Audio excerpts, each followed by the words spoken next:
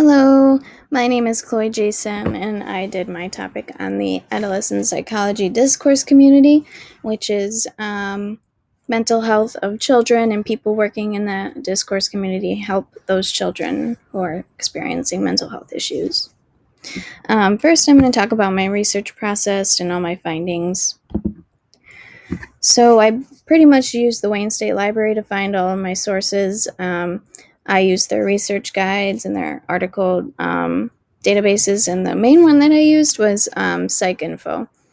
And all these articles kind of helped me develop my research question, which is how does childhood trauma affect a child's growth? And right now, most of the major current issues that are going on in this discourse community are going to be emotional disorders, eating disorders, childhood trauma, and psychosis. So a big way that they're trying to prevent or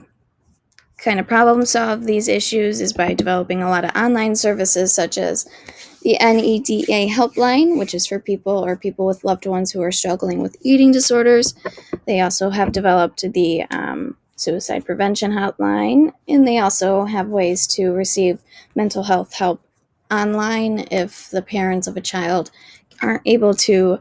really get them to mental health help places, and they can do it anonymously as well.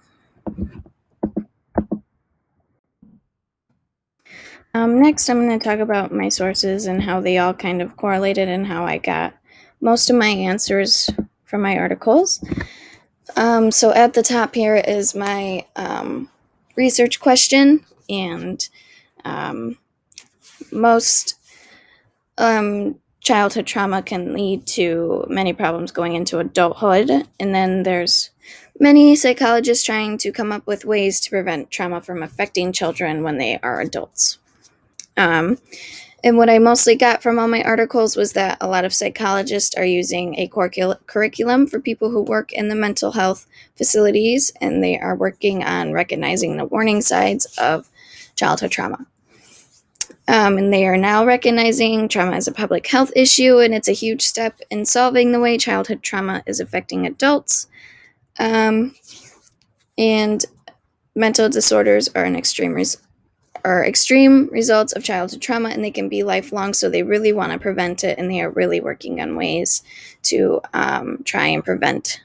children from experiencing all like anxiety and depression due to their trauma. Some research gaps that I found in my sources would be a lot of the articles mainly did their research on adults instead of on children, asking children how they were feeling and how they felt about the situation that they had gone through, but instead we're asking adults and how they felt when they were a child and how it's affected them now.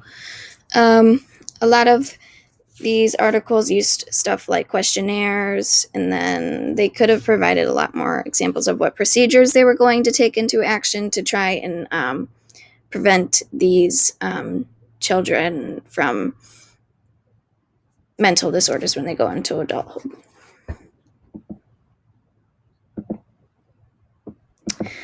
And finally, my rhetorical analysis, I would identify what a child could explain to a psychologist who is noticing warning signs of a traumatic event that has happened to a child, and seeing how they would prevent it and how they would implement these strategies, just to see how well what they've come up with could really prevent a child from feeling anxious or depressed when they are an adult.